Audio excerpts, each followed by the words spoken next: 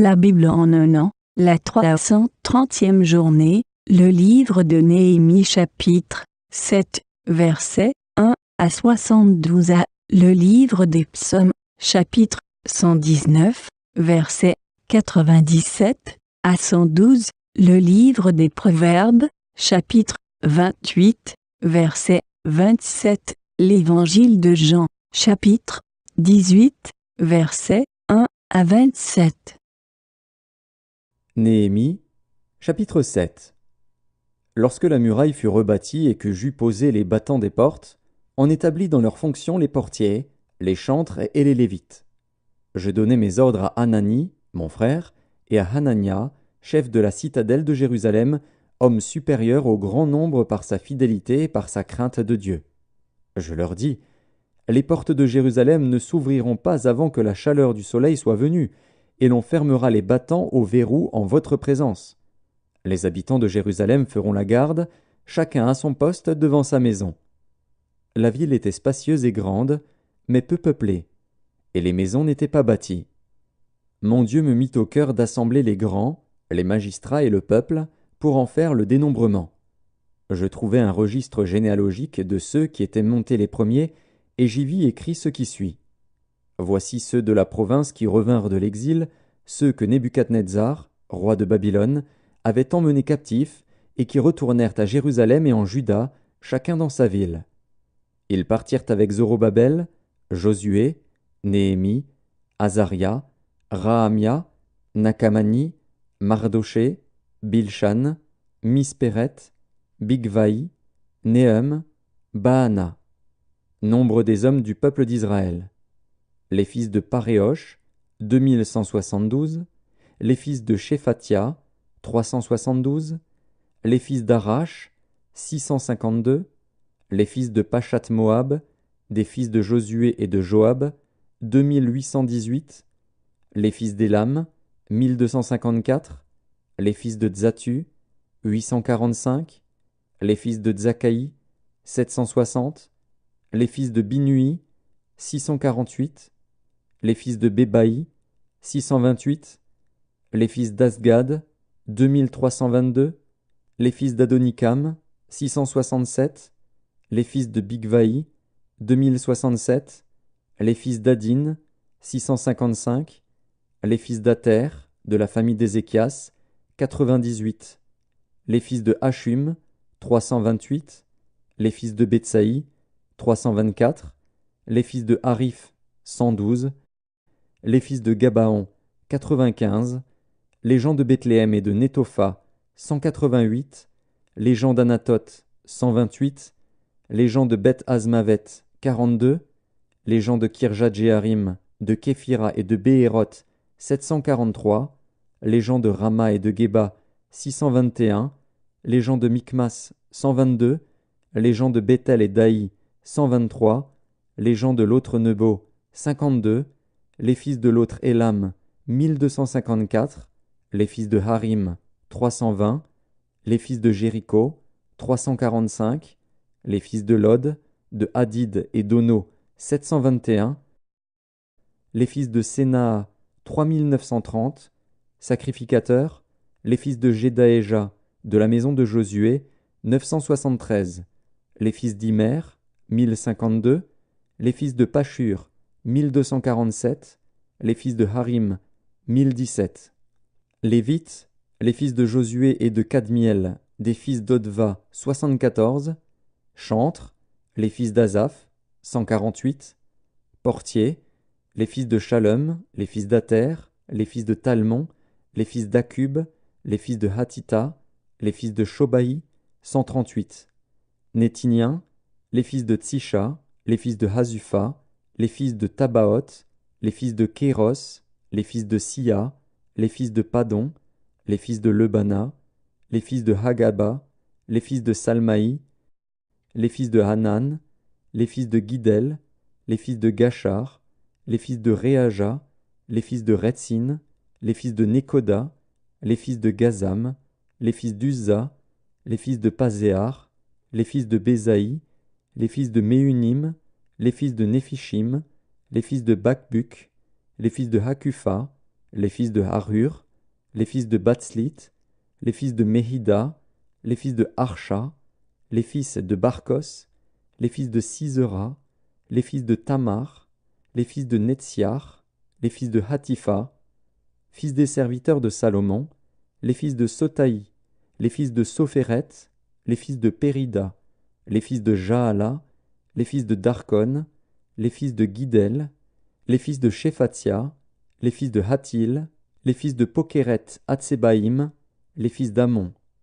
Total des Nétiniens et des fils des serviteurs de Salomon, 392. Voici ceux qui partirent de Tel Mélar, de Tel Harsha, de Kérub Adon et d'Imer, et qui ne purent pas faire connaître leur maison paternelle et leur race, pour prouver qu'ils étaient d'Israël. Les fils de Delaja, les fils de Tobija, les fils de Nekoda, 642. Et parmi les sacrificateurs, les fils de Obaja, les fils d'Akots, les fils de Barzilaï, qui avaient pris pour femme une des filles de Barzilaï, le Galaadite, et fut appelé de leur nom. Ils cherchèrent leur titre généalogique, mais ils ne les trouvèrent point. On les exclut du sacerdoce, et le gouverneur leur dit de ne pas manger des choses très saintes jusqu'à ce qu'un sacrificateur eût consulté l'Urim et le Tumim. L'assemblée tout entière était de 42 360 personnes, sans compter leurs serviteurs et leurs servantes, au nombre de 7 337. Parmi eux se trouvaient 285 chantres et chanteuses. Ils avaient 736 chevaux, 245 mulets, 435 chameaux et 6720 ânes. Plusieurs des chefs de famille firent des dons pour l'œuvre. Le gouverneur donna au trésor 1000 dariquets d'or, 50 coupes, 530 tuniques sacerdotales.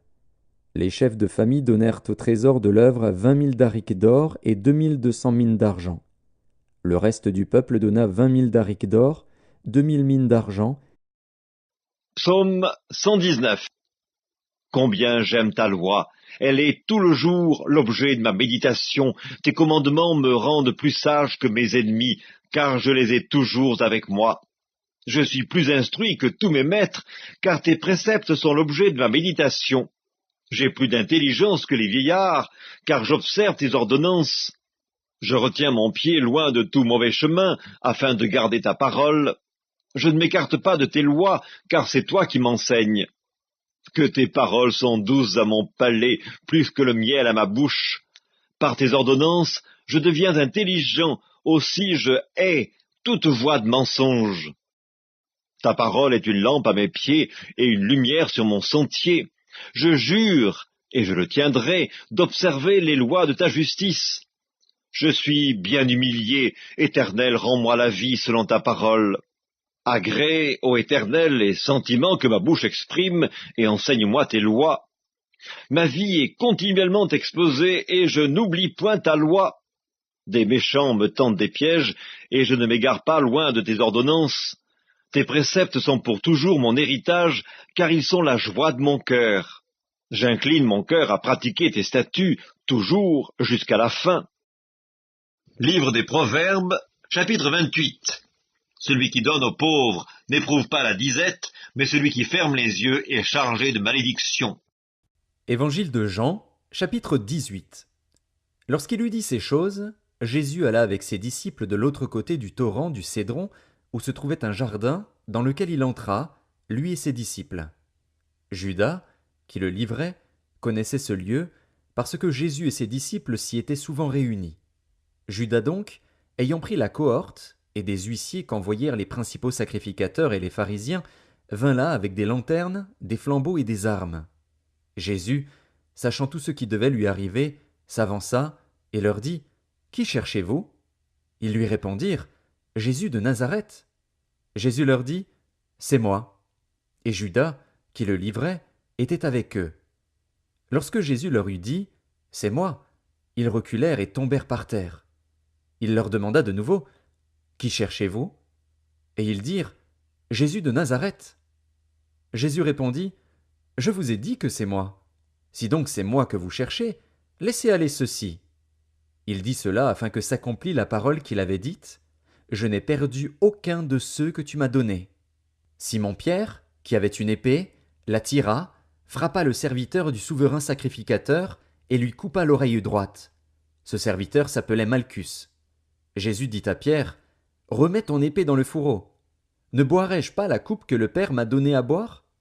La cohorte, le tribun et les huissiers des Juifs se saisirent alors de Jésus et le lièrent. Ils l'emmenèrent d'abord chez Anne, car il était le beau-père de Caïphe, qui était souverain sacrificateur cette année-là.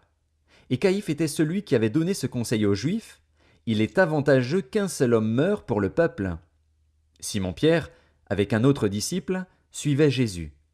Ce disciple était connu du souverain sacrificateur, et il entra avec Jésus dans la cour du souverain sacrificateur. Mais Pierre resta dehors près de la porte.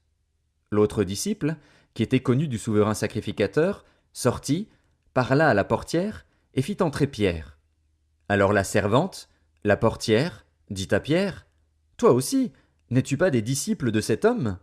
Il dit, « Je n'en suis point. » Les serviteurs et les huissiers, qui étaient là, avaient allumé un brasier, car il faisait froid, et ils se chauffaient.